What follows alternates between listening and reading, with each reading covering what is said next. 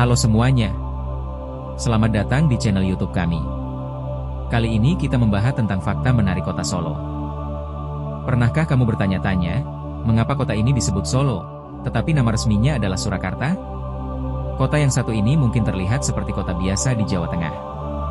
Namun, di balik jalan-jalannya yang ramai, kuliner yang menggoda, dan keramahan masyarakatnya, Solo menyimpan sejarah kerajaan, budaya Jawa, hingga berbagai fakta menarik yang mungkin belum kamu ketahui. Nah, pada video kali ini, kita akan mengungkap berbagai fakta menarik, unik, dan mungkin mengejutkan tentang kota Solo atau Surakarta. Jadi, pastikan kamu menonton video ini sampai selesai, karena bisa jadi ada beberapa fakta yang selama ini belum pernah kamu ketahui. Yuk, kita mulai perjalanan mengenal kota Solo lebih dekat.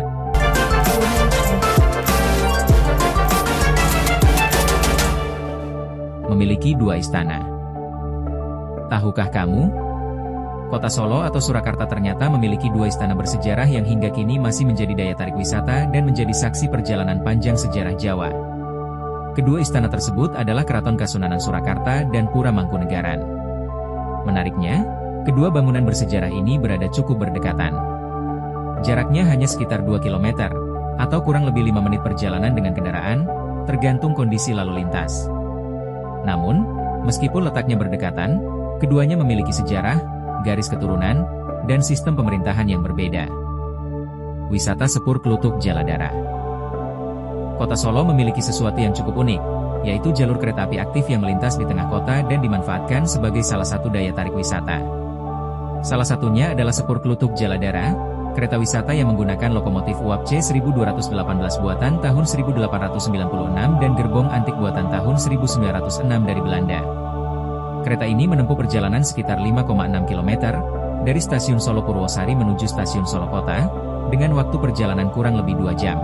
Sepanjang perjalanan, wisatawan dapat melihat berbagai kawasan menarik seperti Kampung Batik Kauman, Rumah Dinas Wali Kota Solo, dan sejumlah tempat bersejarah lainnya. Menariknya, perjalanan dengan kereta uap ini memberikan pengalaman seperti kembali ke suasana kota Solo di masa lampau. Berburu barang di Pasar Loak. Kalau kamu suka berburu barang bekas, barang unik, atau barang antik, ada satu tempat menarik yang bisa dikunjungi di Solo, yaitu Pasar Klitikan Otoharjo di kawasan Semanggi. Pasar ini dikenal sebagai tempat jual beli berbagai macam barang, mulai dari onderdil kendaraan, elektronik bekas, hingga barang-barang antik. Menariknya, kita tidak pernah tahu apa yang akan ditemukan di pasar ini.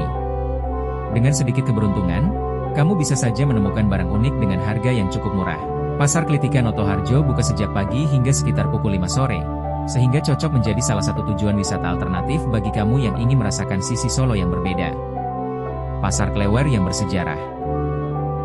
Pasar Klewer merupakan salah satu pasar yang terkenal di kota Solo dan memiliki sejarah yang cukup panjang.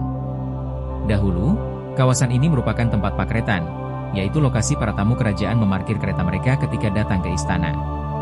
Dari kawasan tersebut kemudian muncul sebutan Pasar Selompretan, karena para pedagang ramai hilir mudik menawarkan dagangannya kepada para pembeli.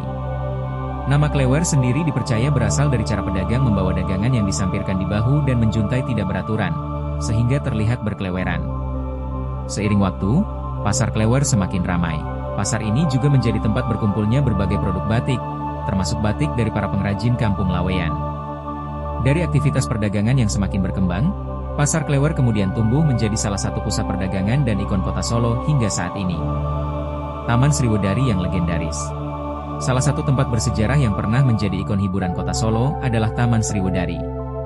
Taman ini awalnya merupakan taman kota yang kemudian berkembang menjadi kawasan rekreasi.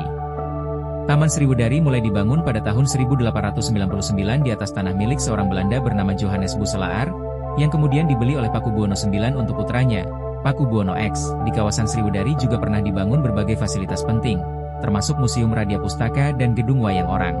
Dengan sejarahnya yang panjang, Taman Sriwedari menjadi salah satu tempat yang memiliki kenangan dan cerita tersendiri dalam perjalanan kota Solo. Lokananta, studio rekaman legendaris. Kalau membahas sejarah musik Indonesia, ada satu tempat di Solo yang tidak boleh dilewatkan, yaitu Lokananta. Lokananta awalnya merupakan pabrik piringan hitam yang diresmikan oleh Insinyur Soekarno pada 29 Oktober 1956. Sebelum dikenal dengan nama Lokananta, tempat ini bernama Indonesia Raya Fox atau Indra Fox. Dahulu, Piringan hitam produksi Lokananta digunakan untuk memasok materi siaran RRI ke berbagai daerah di Indonesia. Tujuan awalnya adalah menyebarkan kebudayaan dan musik Indonesia ke seluruh penjuru negeri.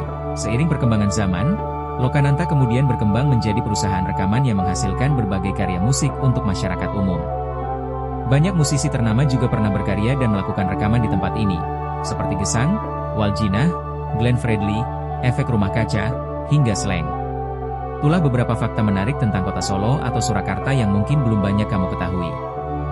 Mulai dari sejarah keraton, 2 istana yang berdiri di kota ini, kereta uap kuno, pasar-pasar bersejarah, Taman Sriwedari, Lokananta. Ternyata, di balik kota yang terlihat sederhana, Solo menyimpan sejarah, budaya, dan cerita yang begitu kaya. Kalau kamu punya fakta menarik lainnya tentang Solo, jangan lupa tulis di kolom komentar. Dan jangan lupa like, komen, subscribe, serta nyalakan lonceng notifikasinya agar tidak ketinggalan video menarik berikutnya. Sampai jumpa di video berikutnya.